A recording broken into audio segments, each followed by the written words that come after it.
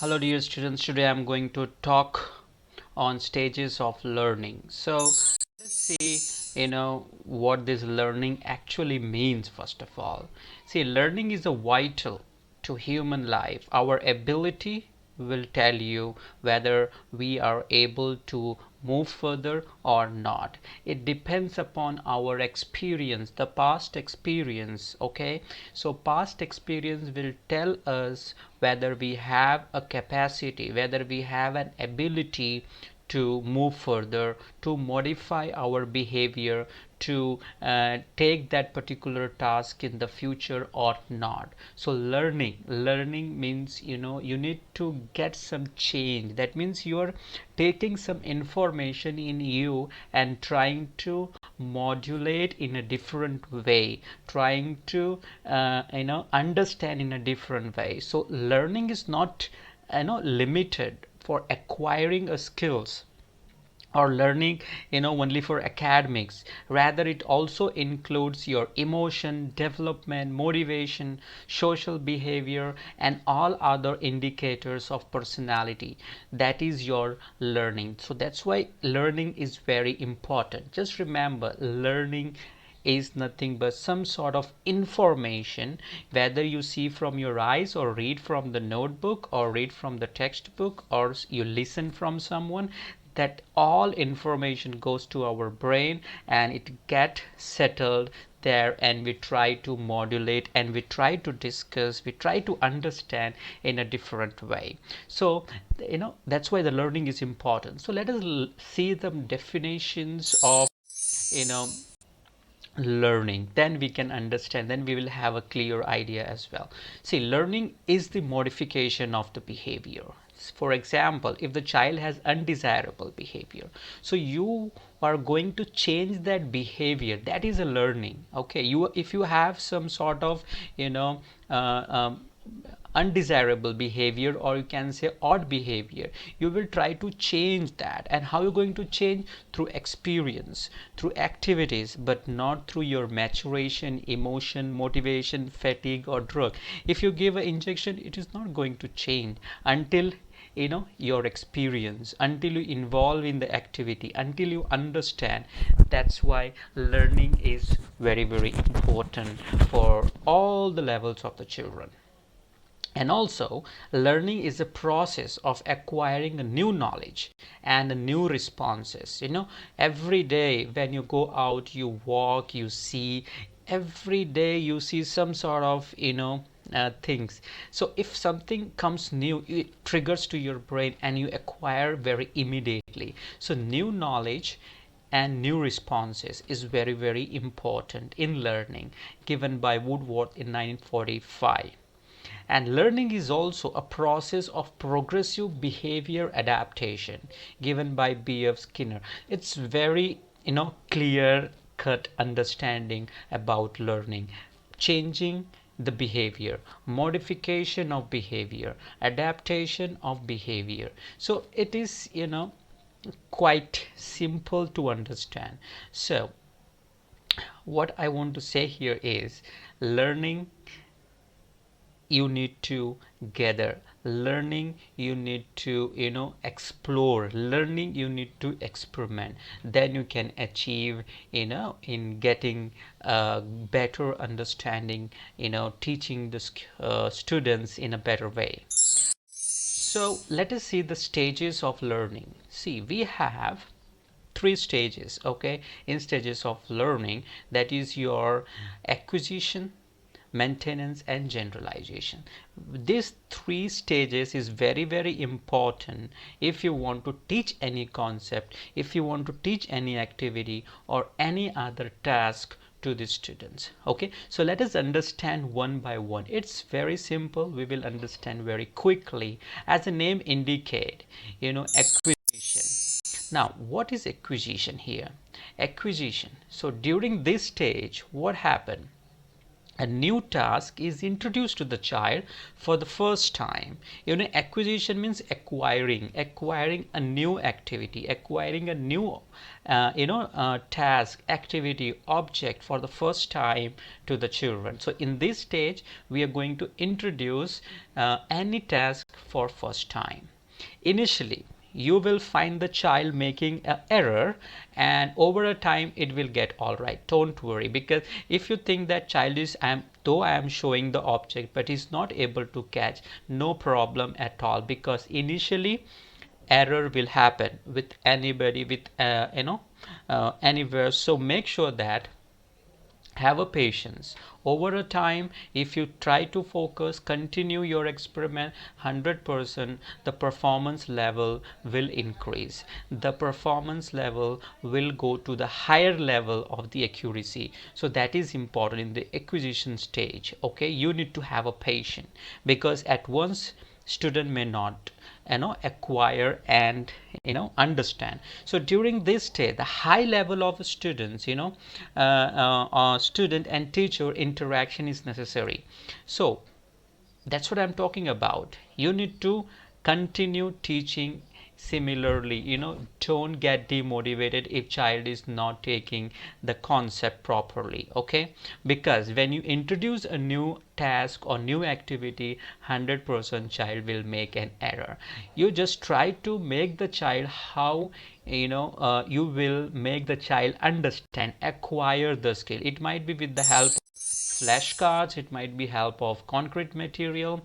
You need to check the other video on principles of teaching, which is very very important. You have to involve. Let us see one example of acquisition.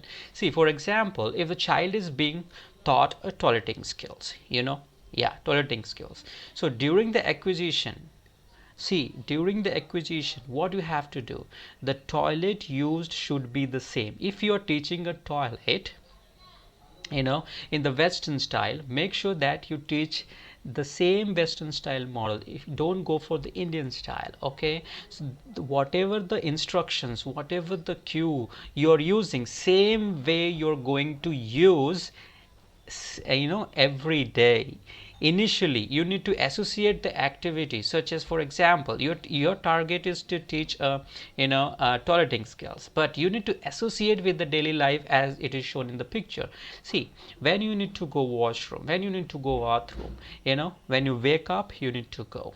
Okay, that's the second indication. Then you have to remove your shirt or pajamas or cloth, and once it is finished, then put on the cloth again. This is how you're going to associate with the activity. Then only the child will be able to acquire the skills. If not, he may not able to understand. So make sure what I said, you need to keep in your mind, you need to associate, and the same instructions, same situation you need to deal, because you cannot take a chance to change the activity, to change the situation, to change the instructions, because as I said number of time, intellectual disability have a limited cognition, so they may not able to understand in one go. So you need to keep this in mind.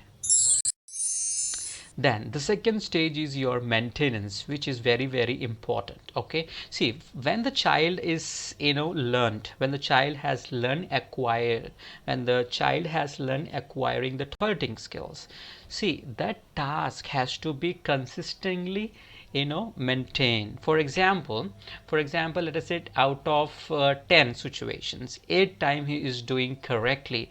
That means he is trying to maintain that particular skills which you have taught, that is toileting skill. That means he is able to maintain. Now he is able to maintain every day. He is removing his clothes, going to the washroom, finishing his work, and then again he's wearing it. That means the chain he is maintaining. Okay, that means you need to just quantify, you need to just check the progress in the way of quantitative analysis, like out of 10 times how many times he's doing correct. Then only you can understand the status of maintenance. Okay, that means whether he's maintaining that skill or not, whether he has a consistency or not. Okay, so at the end of the maintenance stage, the children should be able to complete the task on their own. You're not going to give any sort of promptings.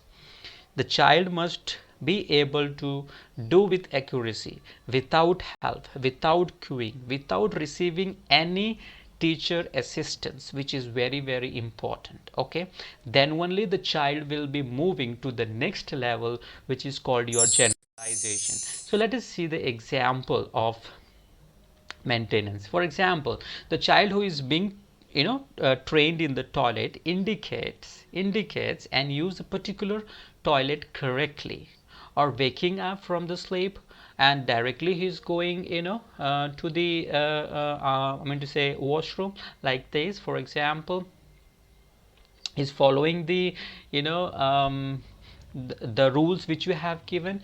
As I said, he has to maintain, out of 10 times he has to do 8 times correctly, then only the child will be maintaining the skills. Okay, so this is like example, the pictorial way. So pull down the pants, then go to the potty or washroom, then pull the pant, that means wear the pant again, flush it, wash your hand. See, that consistency he has to maintain in the maintenance stage, okay, correctly. That is how you're going to, then only you will say that the child is able to maintain. If the child is not able to do, that means you need to work again. You need to maintain your intervention plans in better way. You need to extend your intervention plan further. Okay, then your next, now let us see generalization. What is generalization? Let us understand here. This is very, very important if your child wants to work independently. See, till now what we were doing, we are teaching the children on one particular task, that is toilet training. Now in during the generalization, you can present two or more activities, two or more tasks, okay, which have both been taught separately and progressed in the maintenance stage. Then only you're going to teach. If not, you're not going to select that activity and have select it so that you have right responses. So to do this, the student must show how to discriminate the critical features of activities, of each activities or each task. There are, in a second type of generalization where the child has to differentiate. For example, it's very simple. There are different way of generalization. You can give two or more activities, or the learned activity can be differentiated in the different situation. For example, let us see the example of generalization. See, in generalization, what happened? Whatever the activity the child has learned from acquisition stage to maintenance stage, he need to generalize it, he need to use it when he goes to the in the society or in the community. For example, we have trained in the toileting skills. So if he has acquired all the steps from first to last, right from removing the pen to washing the hand. So for example, let us say here he has to get trained in western style, then he need to check how to use Indian toilet, or when he goes at the bus stand or train railway stations or public places or in the malls. So he need to apply those particular skill in the different situations, as well as in the different modalities, in the different ways of toileting skills.